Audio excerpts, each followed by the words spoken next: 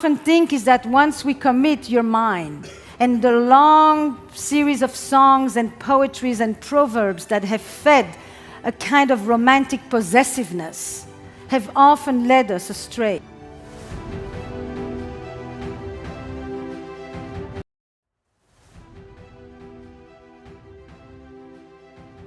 Sexuality. Sexuality primarily within family life or marriage. Marriage, and I mean committed relationships, but there wasn't much other kind for a long time. Was basically, sexuality was a reproductive economy.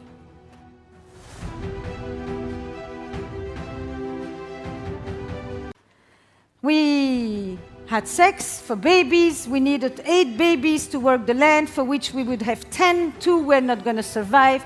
And still, in most parts of the world, it's a marital duty for women. But we have shifted sexuality in the West to a sexuality for pleasure and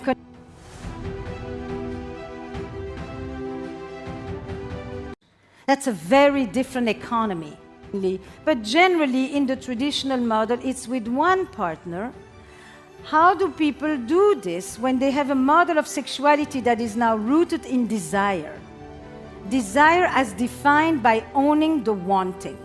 So now it's not because I have to, or because I should, or because it's expected, but it's because I want to. And I want to with you, and you want me, and maybe at the same time.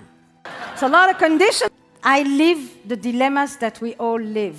There isn't an expert on relationships. There are just people who have thought about it more and can put words to some of the paradoxes, to some of the longings, to some of the disillusionments, to some of the aspirations that we all have. So, when you love and you think about wanting to know the person, knowing the beloved, contracting the distance, minimizing the threats, having that deep connection, it lives on a different side than when you want. The verb for love is to have. The verb for desire is to want. And to want requires us sometimes to have a little bit of a psychological distance, a sense of otherness, a bridge to cross, something or someone to visit on the other side.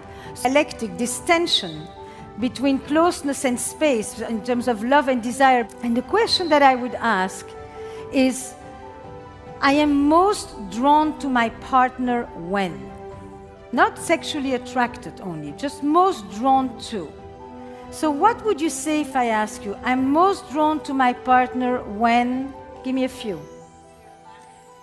We are laughing together, not having that allows us to want more. Not just because we want what we can't have, but because when we don't have it right in front of us, it allows us to engage our imagination about not only what it is, but what it means to us, or what this person means to us, represents for us, and who we are in their presence. When I'm surprised, because I can be surprised because I'm drawn to my partner because he's vulnerable and it's not typically what I see, or I'm surprised because I see you do something that you don't usually do, or I'm surprised because you come to me with a different tone that you usually do. But surprise breeds novelty, change, difference. That too is a ferment of the desire. And when I see my partner in the eyes of the others, when other people are taken by his or her intelligence, their words, their charm, their wit, their humor, their looks.